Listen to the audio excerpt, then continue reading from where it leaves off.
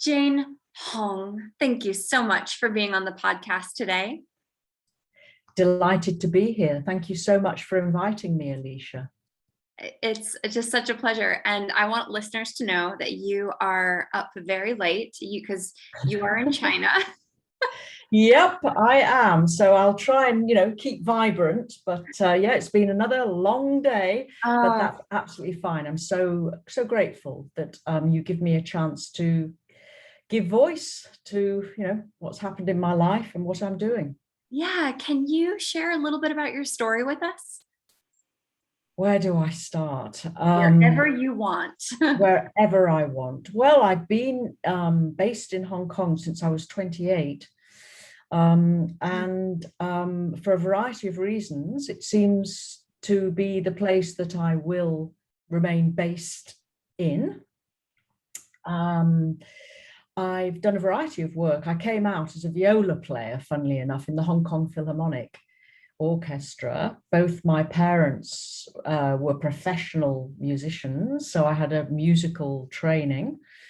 But very quickly, I found all kinds of other opportunities here, actually in the media. I started working for radio because there was a classical music radio program where I could present and produce programs about classical music. And then I was on TV for a while, and then I dabbled in journalism. And Hong Kong is it's a small pond in terms of the variety of opportunities you can have, but I don't believe that I would have been offered the same if I'd been in the UK, for example, if I'd stayed there. And opportunities kept presenting themselves, so I took them. So then I worked, in the media, journalism for a while. Then I thought, okay, if I really want to get to under the skin of this culture, I need to learn the language. So I took time out to learn how to read, write, and speak Mandarin Chinese. And that led me to all kinds of avenues. So I worked in retail, actually. I worked for a company called The Body Shop. Like the body shop, like lotions and The Body Shop. It was a fantastic company to work for because it was run by women, for women, loved the products, natural, loved the corporate social responsibility program and the ethics. I was the general manager, and we were progressing fast. So it was fascinating time, a really great job. But I did have two little children at home, and when they went to boarding school as young teens, it suddenly didn't seem right that I was working through any holiday that they came back for. So I had a big rethink around 2000, actually, and I thought, okay, I'm going to requalify as a teacher. Something that appealed very much to me at that stage in terms of, well, let's start to contribute back to society in some way. And of course, my holidays would be the same as the holidays that my children had. So that worked very well for a few years. And then when I was 50, I thought, right, teaching has been fantastic. There's nothing like working with little young people, full of energy and vitality. Learned so much, gave so much, got so much back. But I thought it's time for a change. And what I'd always wanted to do as a child, funny enough, was to write books, write children's books. So I thought, okay, I'm going to quit paid work. If I live a simple life, I can manage, and I'm going to write children's books. And amazingly, I applied to the Vermont College of Fine Arts in Vermont, right? And I did the Master of Fine Arts program there, writing for young children and adults, which equipped me amazingly. You know, I think it was the most fantastic educational experience. Met all kinds of esteemed writers, heavy emphasis on craft, lots of reading, lots of talking, lots of networking, lots of sitting around tables, workshopping each other's work. It was fantastic. And then, yeah, that set me off on a sort of creative street, let's say. And I have actually published, I think it's about 8 children's books. Some started with the young adult, and then as I got older, I go for a younger and younger genre, you know, so I went to middle grade, and then I ended up writing picture books. So I was happily doing that for a number of years, but then my second daughter was killed. And life has just changed. I stopped writing for children. Since then, I've written a memoir about my experience of loss of a loved one,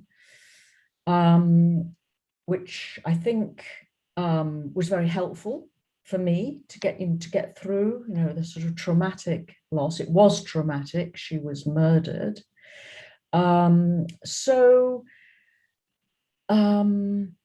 Since then, I've had to kind of reinvent myself. But one thing that I felt very early on is that I could sink, you know, I could just get more and more sad. Or I could really do something for my daughter. I think one thing I felt very strongly, Alisha, was what a waste of such a good little life. She was 30. She was a humanitarian worker.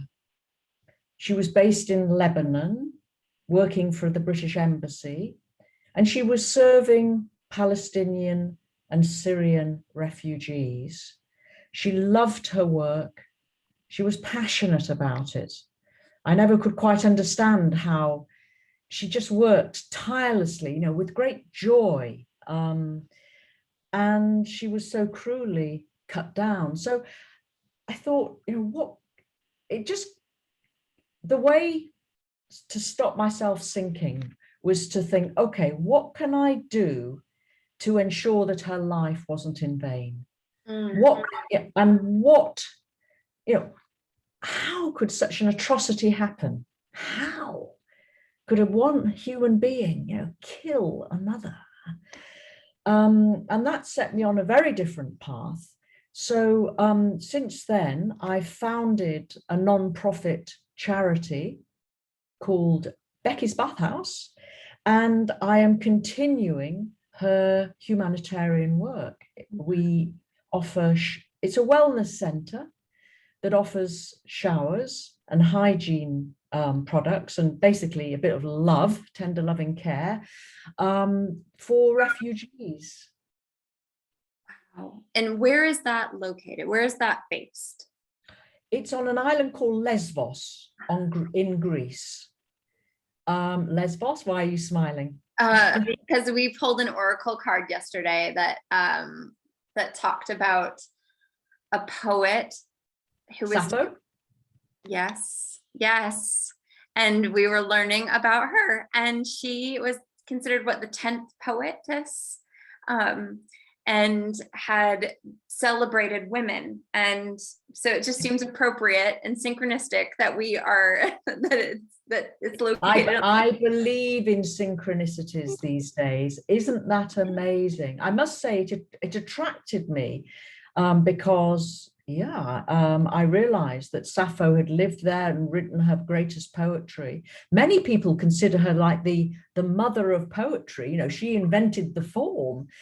Unfortunately, there's not much to see on the island, but there was already a charity there that was providing showers for refugees. And the significance is that Lesbos also, alas, has the worst camp in Europe in terms of the conditions for refugees.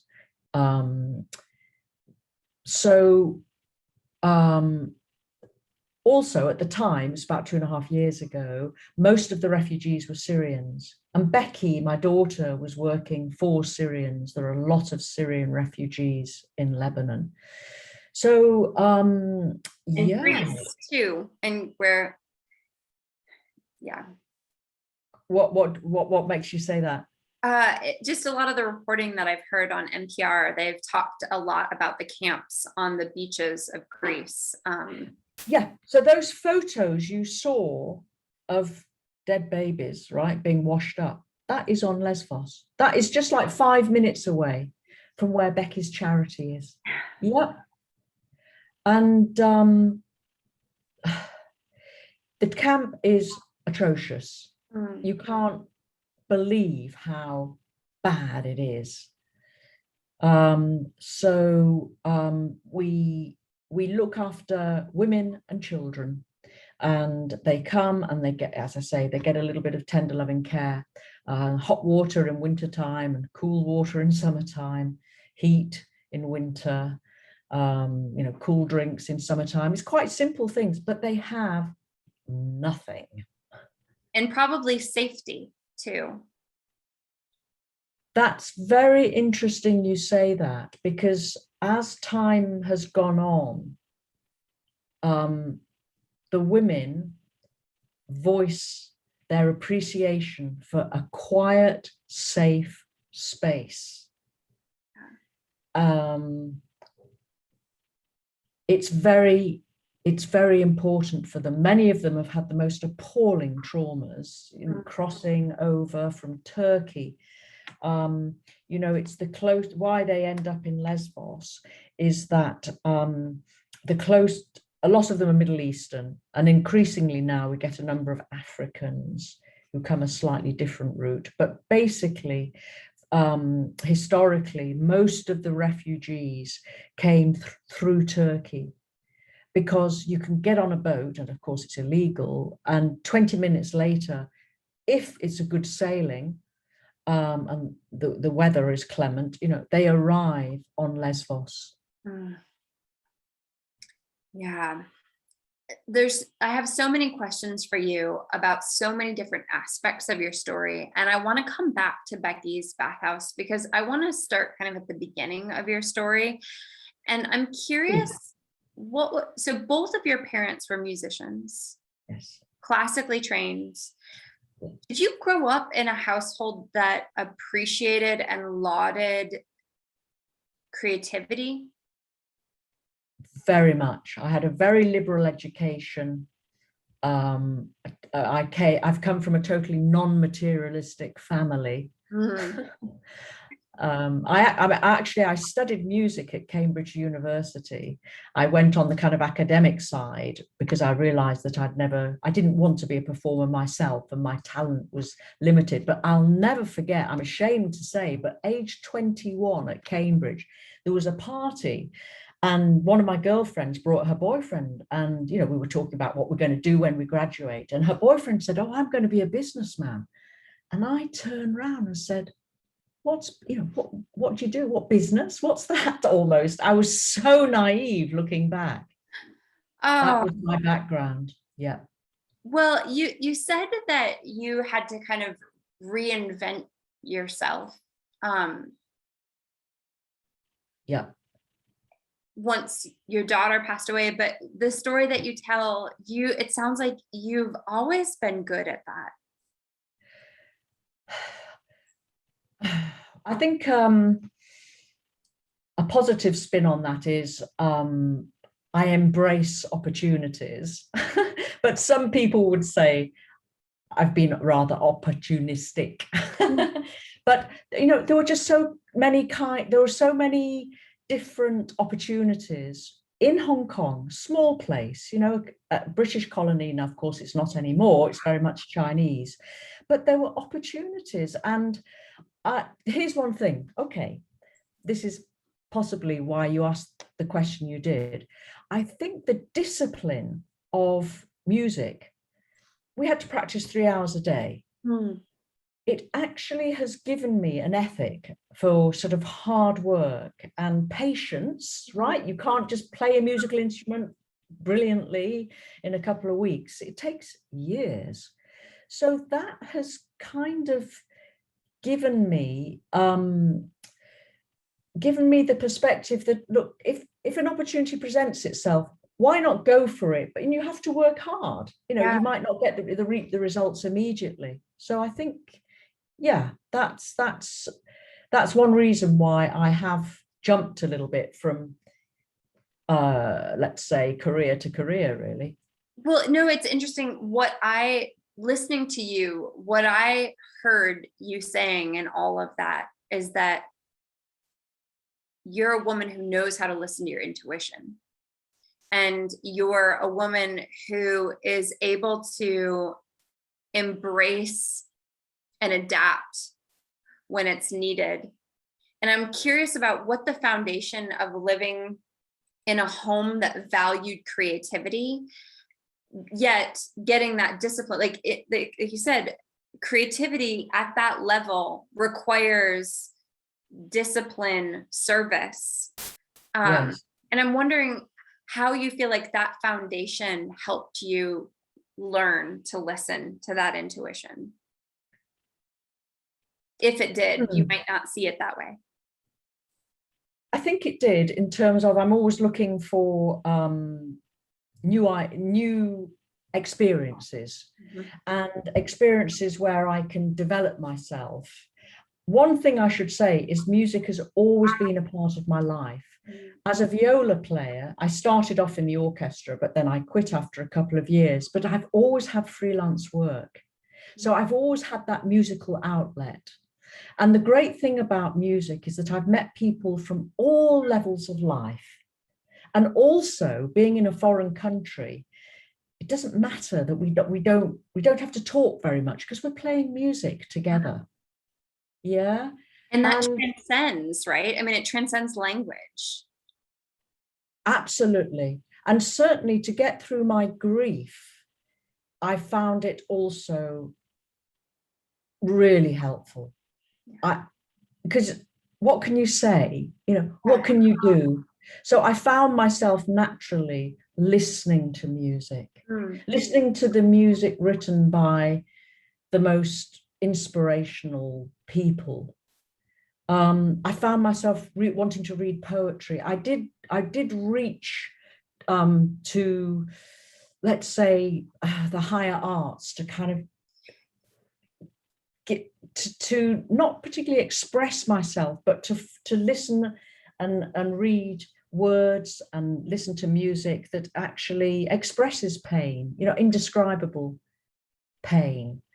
And poetry, what's poetry but an outpouring of your heart, you know, and intuitively what you know is right. I found I suppose I am a believer in listening to my own inner voice, and I can hear that when I'm listening to music, or when I'm in silence, or when I've read a particularly beautiful poem. And I have followed that rather than logical thinking, you know, rather than rationalizing. So what, you know, in terms of my daughter's death, you know, I can know all the facts. I can, you know, look in detail about the criminal case, you know, I can, and then, of course, there's all the kind of legal and administrative things that you have to do, but they are just peripheral. It doesn't speak to my heart in a way that, you know, and that's where all my pain's gone. And that's what really needs to be healed. I need to be healed through that, rather than going through laborious arguments about, you know, who did it and where to bury her and all those kind of things. Yeah. Yeah. What do you think your daughter would say about Becky's Bathhouse? I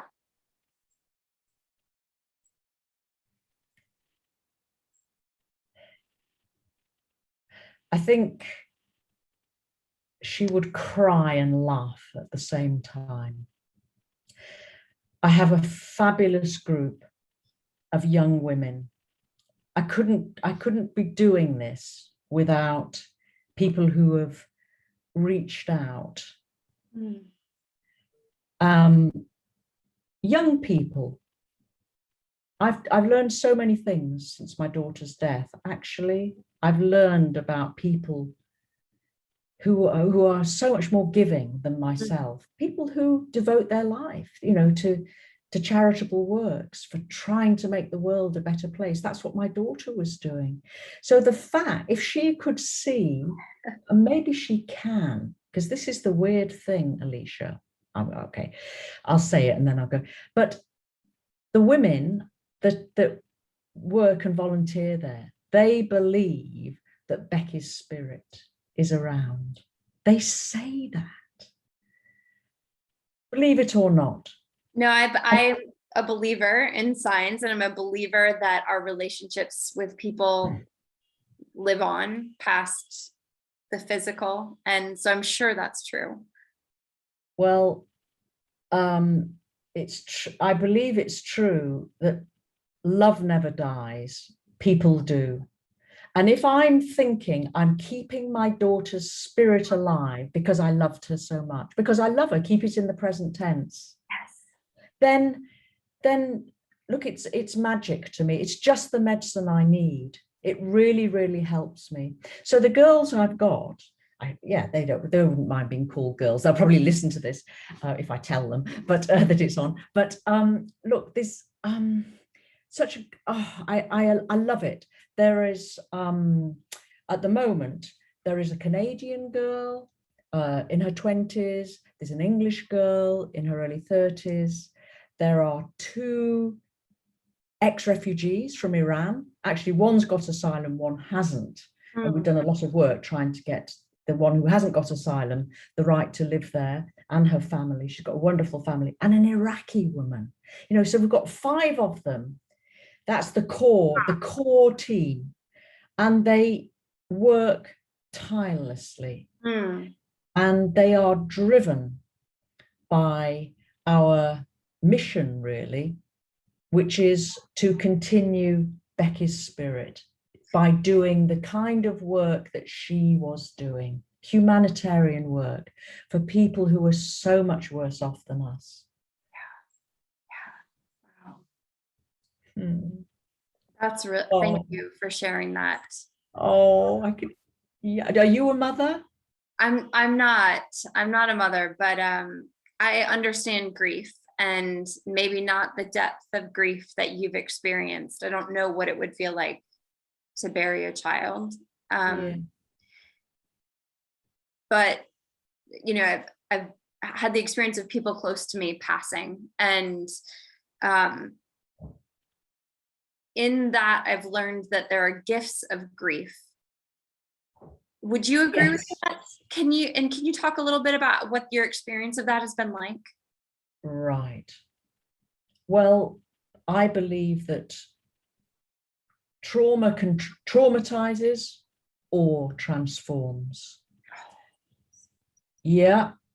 And it's a choice. I looked on it as a personal choice. I chose to go down that path of trying to improve myself, to transform, to rise above the appalling, horrible thing that happened.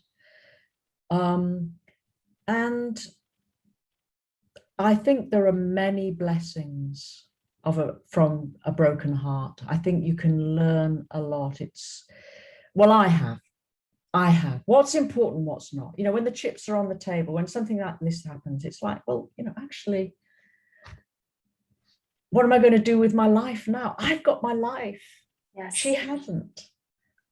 And I was, funny enough, I thought this just earlier today, that still, if there was a button I could press you know, and replace my life with hers, I would do it with no hesitation. I'm sorry to my loved ones around me, but I think they'd understand. My poor kid, she was 30 years old, you know. And, but that, in terms of blessings, it makes me think, yeah, I've got life now. I have life. She hasn't, so I must treasure it. I must do more meaningful things. I must try to contribute somehow. And in particular, and this is where I'm leading to, I'm very much a work in progress, even 3 years later, you know, but why not try through my story to reduce violence against women, and in particular, single women. That is what I want to increasingly devote my energies to. Beckys Bathhouse is great, and I hope it continues forever. And we're going to use Beckys Bathhouse as a platform, if you like. But what really inspires me, okay, is this thought that I had within the week that my daughter was killed. And after finding out a few of the details, I thought if she was wearing a panic button, a certain kind of panic button which emitted a really, really high decibel sound, that could have given her a few vital seconds to escape. And I felt it like a thunderbolt. I don't know where it came from. I call it my inner voice or intuition or something. I thought, Becky's button, that's what I want to do. And in the last 6 months, actually, now that Beckys Bathhouse is sort of ticking over very nicely, I've had more time to focus on that. And I'm a beginner, I'm a learner, but how can we reduce violence against women? It's a massive topic, you know, and it's a whole new range of knowledge, let's say. But if I'm meeting the right people and they latch on to this idea, then maybe it could grow. Because my idea, Alisha, is to manufacture a button, Becky's button, and it's going to be, initially, it's going to be just a very high sounding decibel alarm. And I would like to offer it for free to very vulnerable women, single women, probably, because, you know, there are millions, tens of millions of vulnerable women in dangerous worlds, in dangerous countries around the world. I'm aiming big wherever it goes. It doesn't really matter to me, but I have a story. I feel it very strongly. A device of this nature would have saved my daughter's life. I don't want to go into the details of, you know, what happened, because I know them, but, you know, it's all so sad. But I believe that it could have done. So we're going to launch a pilot scheme. It was supposed to start in July. We're in August now. It's holiday time. Things happen. So we're running a bit behind schedule. But the exciting thing is that we've got the United Nations, the UNHCR, United Nations of, here off we go, my ignorance. But anyway, basically, they run the refugee camps all around the world. All right. We've submitted a proposal. My women on the ground are talking to movers and shakers in UNHCR and actually in UNICEF, you know, because the single women, I mean, from about the age of what, 13, 14, you know, they become vulnerable. So there is great interest, and we have a collaboration. They are saying, yep, if you provide the panic buttons, then we will do the distribution. We'll do a survey, you know, we'll do the distribution So it's going ahead. That is so exciting. Can you tell listeners how they can get involved and help support Becky's Bathhouse? Wow. That would be fantastic. We have a website, beckysbathhouse.org. We'll link to it in the show notes. Oh, that would be fantastic. Thanks so much. We have a Facebook page. Actually, that's our most lively. But if you go on our website, you can see that we have a newsletter, which is going out twice a month now, actually, and gives us, it provides readers with news. And we have an Instagram page. And, look, we're non-profit. I'm not, for a variety of reasons, don't think about donations. Of course, money helps, but my dream is to build a community of women who say, yep, we've had enough of being threatened by violent men, by feeling unsafe on our streets, whatever. And I'd like to build a community. Most of my girls in Becky's Bathhouse, they're feminists, they're very strong. They're much stronger than I was at that age. And when I say stronger, it's in terms of kind of mentally and emotionally. But us women, we're never going to be physically strong, are we? And that's what the big weakness is. We haven't got the physical strength. But together as women, we have a voice. We can grow that voice. And let's face it, we are the people who give birth to males. It's male. Males aren't frightened. Males aren't afraid of being raped and killed like my daughter was.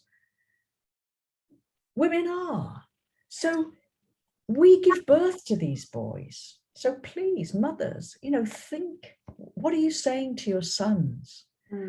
Are you teaching them to respect women? Are you teaching them how to control their anger, their testosterone when they're teenagers? And most importantly, are you giving them love? Because it sounds such a platitude, but it's really true.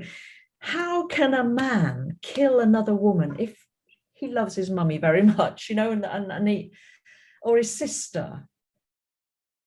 And how can a man do that? Yeah.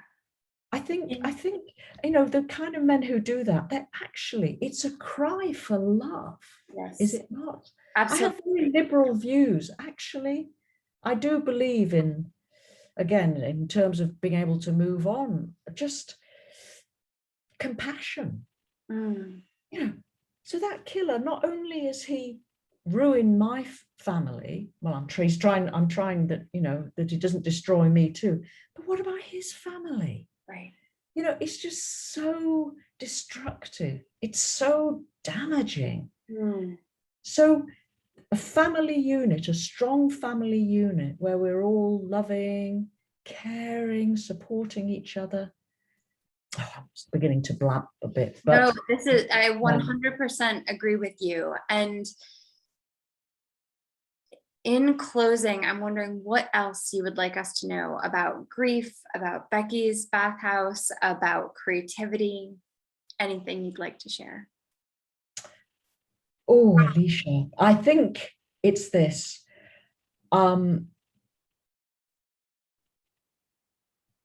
What's happened to me is every parent's nightmare, let's say. It's very sad. It's very bad. But I'm not looking for sympathy, or of course we feel so sad about it. If we can somehow divert that emotion really into trying to do something positive. So even if you just say like on our Facebook page or actually, here we are. Subscribe to our newsletter, please. We're trying to grow the numbers, and just take 30 seconds to just scan down what we're doing. If you feel even stronger than that, we're trying to build a community of like-minded people. So please join us. We call it Becky's bubble, actually. So we've got different groups of women. All right, we have subscribers to the newsletter, we have donors, we have volunteers, from all over the world, by the way. So not only do I have my core of 5 wonderful young women, we have volunteers coming from all over the world, and we provide accommodation. So come and volunteer, come and see us. You're very welcome. Thank you so much for that. And the last question that I have for you is, how do you live a life of abundance?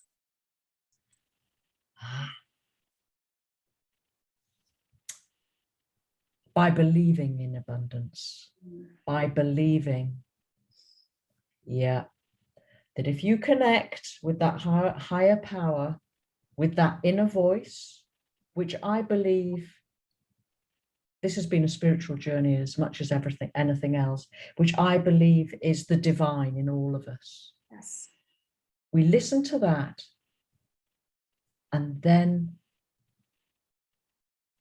that can grow into gratitude, acceptance, and all those good things that make you think that your life isn't one of scarcity, shortness, tragedy. Right? We have to embrace the universe. Yeah. Well, thank you so much for being on the podcast today. Oh, Alisha, it's been an absolute pleasure. Thanks so very much to you.